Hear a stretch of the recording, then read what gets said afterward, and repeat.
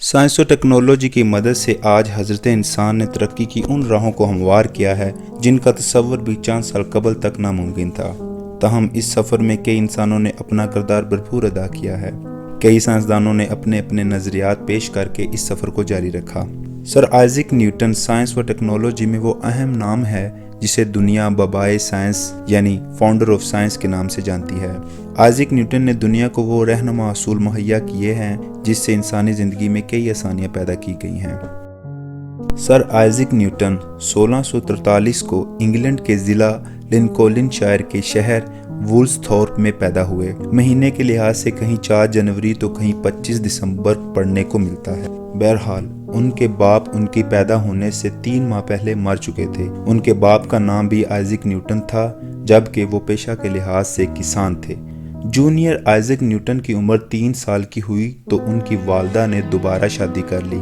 یہی وجہ تھی کہ آئزک نیوٹن اپنی زندگی کے ابتدائی سال اپنی نانی ماں کے ساتھ گزارے۔ آئزک نیوٹن کنگ اسکول سے اپنی تعلیم حاصل کر رہا تھا کہ اچانک اس کی والدہ نے اسے اسکول سے اٹھوا لیا تاکہ وہ ایک کامیاب کسان بن سکے، لیکن نیوٹن کو اپنے وراثتی کام سے کوئی دلچسپی نہ تھی۔ تاہم اس نے دوبارہ اسکول میں پڑھنا شروع کر دیا اور 1661 میں کیمبرج یونیورسٹی میں داخلہ لے لیا۔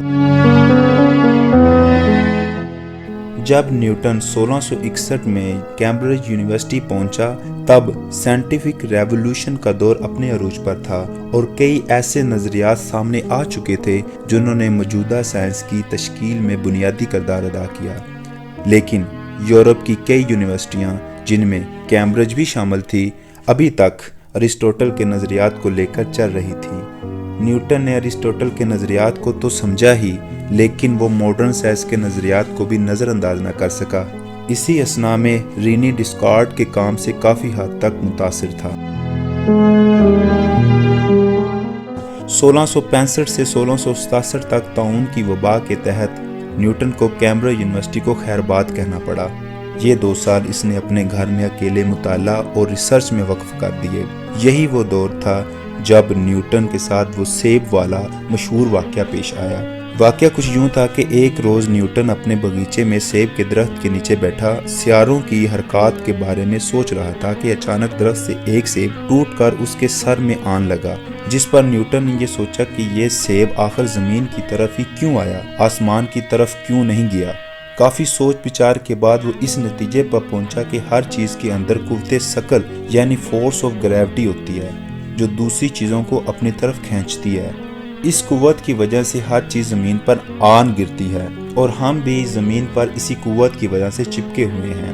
یہی وہ قوت ہے جس نے سیاروں کو سورج کے گرد حرکت میں رکھا ہوا ہے اور اسی قوت کی وجہ سے کائنات میں کہکشائیں یعنی گلیکسیز بنتی ہیں۔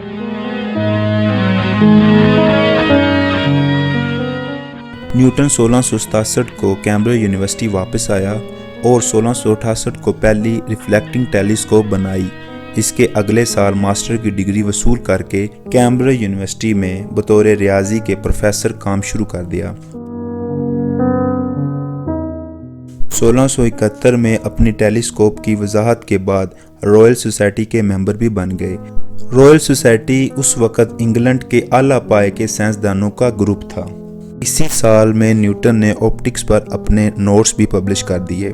روشنی پر کئی تجربات سے نیوٹن نے بتایا کہ سفید روشنی در حقیقت کئی رنگوں کی روشنی کا مرکب ہے اور ثابت کیا کہ روشنی لہروں کی بجائے ذرات سے مل کر بنی ہے، جس پر سائنسدان رابرٹ ہوک کے ساتھ نیوٹن کی تلخ کلامی بھی ہوئی اور نیوٹن کئی سال لوگوں کے سامنے نہ آئے۔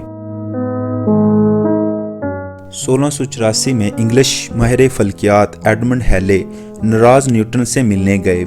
ایڈمنڈ کو جب معلوم ہوا کہ نیوٹن نے علم فلکیات پر کچھ عمدہ کام کر رکھا ہے تو اس کے اسرار پر 1687 میں نیوٹن نے میتھمیٹیکل پرنسپلز آف نیچرل فلسفی کے نام پر اپنی کتاب کو پبلش کیا۔ اس کتاب کے اندر نیوٹن کے حرکت کے تینوں قانون اور کشش ثقل کا قانون یعنی لا آف گریوٹی کو بیان کیا گیا۔ نیوٹن کے ان ایجادات نے اسے پورے انگلینڈ کے ہر عام و خاص میں بھرپور عزت سے نوازا 1699 में न्यूटन कैम्ब्रिज यूनिवर्सिटी के रिप्रेजेंटेटिव के तौर पर पार्लियामेंट का मेंबर बन गया। 1696 में जब न्यूटन को रॉयल मिंट का मुहाफिज मुकर्रर किया गया तो वो मुस्तकिल तौर पर लंदन शिफ्ट हो गया। इसके 3 साल बाद उसे रॉयल मिंट में मास्टर के दर्जा पर तरक्की मिल गई। 1703 में रॉबर्ट हुक की वफात के बाद न्यूटन को रॉयल सोसाइटी का सदर भी मुंतखब कर लिया गया और आने वाले चंद सालों में उसने अपनी दूसरी बड़ी काविश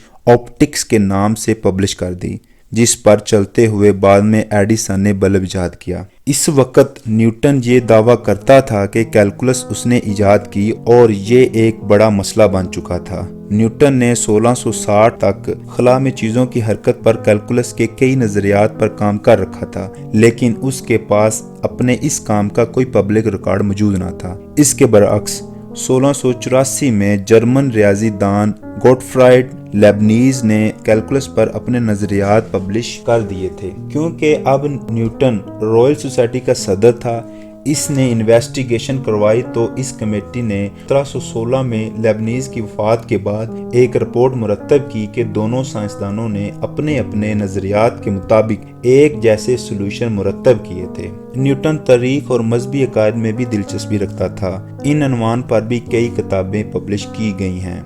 न्यूटन ने कभी शादी नहीं की और अपने आखिरी अयाम अपनी भतीजी के साथ इंग्लैंड के शहर विंचेस्टर के करीब कैनबरी पार्क में गुजारे। आखिरकार 31 मार्च 1727 को अपने खलके की किसे जा मिले और आपको वेस्टमिंस्टर अबे में दफनाया गया, जो कि ईसाइयों के लिए 1000 से कम नहीं। ये न्यूटन ही था जिसने कहा था कि कोई भी इजाद एक बड़ी सोच के बिना नहीं की जा सकती। न्यूटन एक ऐसा बेहतरीन दिमाग था, उसने न सिर्फ अपने दौर में इनकलाब बर्पा किया बल्कि कई बड़े साइंसदान जैसे कि एडिसन, आइंस्टाइन और स्टीफन हॉकिंग को भी अपना नाम कमाने में मदद मुहैया की। दुनिया आज भी न्यूटन की इजादात से मुस्तफीद हो रही है, जिसकी एक बड़ी मिसाल हबल टेलीस्कोप है, जो न्यूटन के टेलीस्कोपिक नजरिए पे बनाई गई है, जिसकी मदद से आज कायनात की सही उम्र का अंदाजा लगाया जा सकता है। यही वो अजीम लोग हैं जिनके बारे में अल्लामा इकबाल फरमाते हैं कि हजारों साल नरगिस अपनी बेनूरी पे रोती है, बड़ी मुश्किल से होता है चमन में दीदावर पैदा।